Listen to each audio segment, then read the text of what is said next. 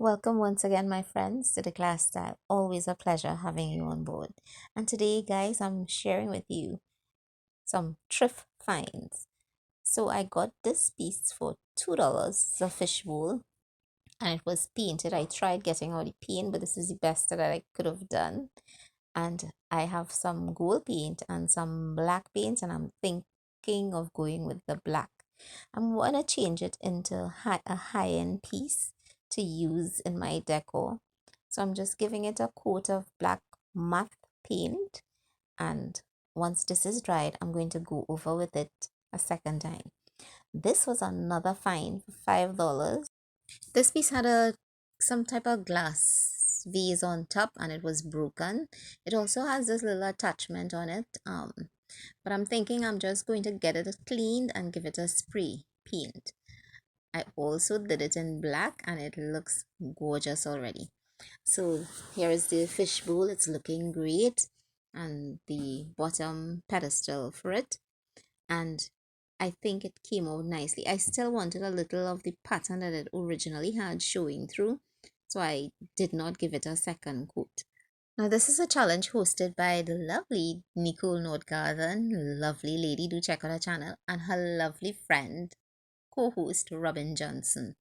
And this was a challenge to get to find some thrift items and to redo for decor for your home. All the information and links to the host and co-host channel is going to be down in the description box, and do head across to their channel and let them know I sent you. So moving on, guys. Now, because the top was not flat, I am using a margarine lid, and I'm just going to paint it and stick it to the top of the pedestal just to have as a flat base for the fishbowl to set upon. Now, I already spray painted it, and I'm going to just adhere it with some glue. Now, I'm not going to use E6000 because I don't want it permanent. In the event that I want to change it around at any time, I can just pull up that plastic lid and take it apart from on the fishbowl and use it for something else. So I'm just using my glue gun, and guys, it's going to hold very well. And I'm just going to adhere it to the piece. And let me tell you, it looks so elegant and high-end already. So this is how it's looking. Guys, it turned out so cute. Now I had these left over from a wedding I had done. And I'm thinking to just cut out two of the extending leaves, and I'm going to be using it on the sides of this pedestal pot. Now I could have painted it on, but I didn't want anything permanent so that I can, take it off at any time given time. So I'm just going to cut this little piece off, and I'm going to use my glue gun and adhere it to the piece. Now I'm not saturating it with glue. I'm just putting a little dot to place it on top of it so that I can pull it apart at any time that I would like to change up the design. So it looks kind of like a 3D effect. Now these flowers I have had there for quite some time, and I'm just thinking of using them. So I inserted a piece of styrofoam oasis inside of the bowl, and I'm just putting the whole stem of roses in there in the center. And I have some single pieces that was already cut out, and I'm just flanking them on the sides of the pieces, and it looks so cute, guys. I can tell you, I am enjoying this. This is how it's looking so far, and I think it's turning out wonderful. So I'm just going to set it in place and show you where I will be placing it. Now I just move the piece that I had in the center here, and I'm placing this new piece right there. Remember, guys, head across to Nicole and Robin's channel and do enjoy their presentations. Now this is another piece that I have to share with you. Now this piece is a free piece that I had gotten, so I am putting it to good use. It came with three of these candle holders, and I am thinking it is so going to make something lovely.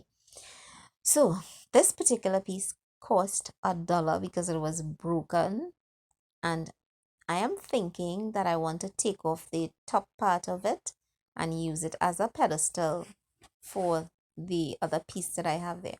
I have some glue and I have my knife. I'm just going to stick the knife in it and pry it up because I'm just thinking it's glued with the wood glue. So I am just showing you what I did with the knife. I took it up and it came off easily. So I'm just going to give this light sand. I don't want to take off all of the black off of it, but I just want to roughen it up a bit, and then I'm going to clean it off, and I'm just doing that so it's going to accept the paint a lot better. I am going to be using white paint on this piece.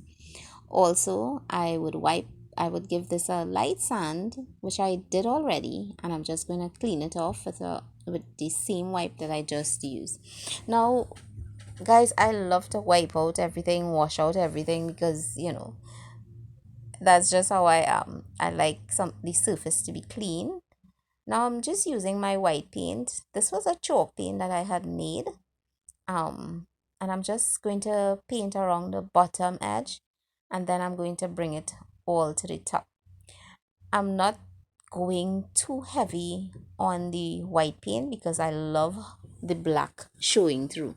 I didn't want to get rid of all the black, but I want to see more of the white. And then I'm just going to finish it off to the top here, and I'm going to let it dry. I'm not giving it a second coat. Now on this piece, I'm just using my brush and just slightly passing it over it. Now this one does not require me sanding off anything because I already love how it looks. It looks just like as I would want it to look. So I'm also going to paint all the sides, and I'm going to paint the top. I'm going to give the inside just a little dab.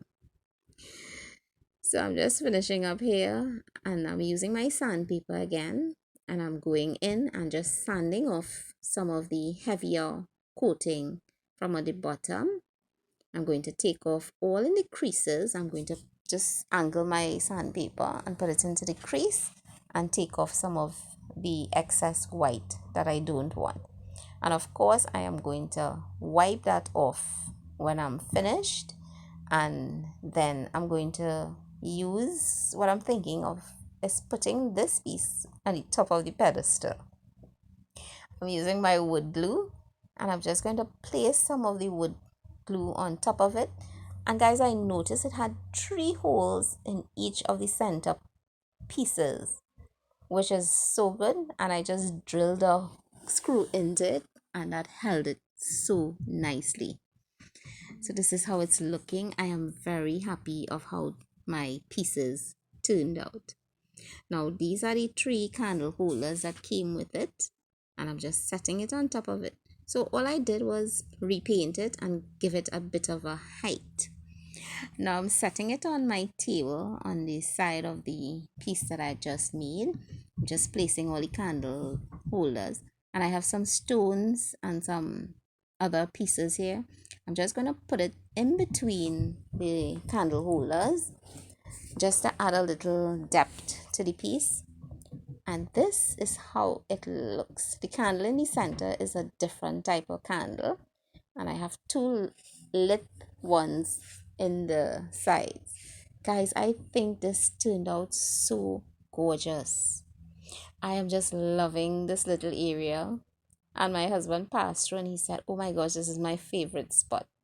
So I have my high-end piece with my roses flanked in the center, and it looks gorgeous. It's really looking high-end, guys, together with my other pieces on this particular table. Now the reason why I did not want to leave that particular smaller piece black, I don't want the 2 pieces competing.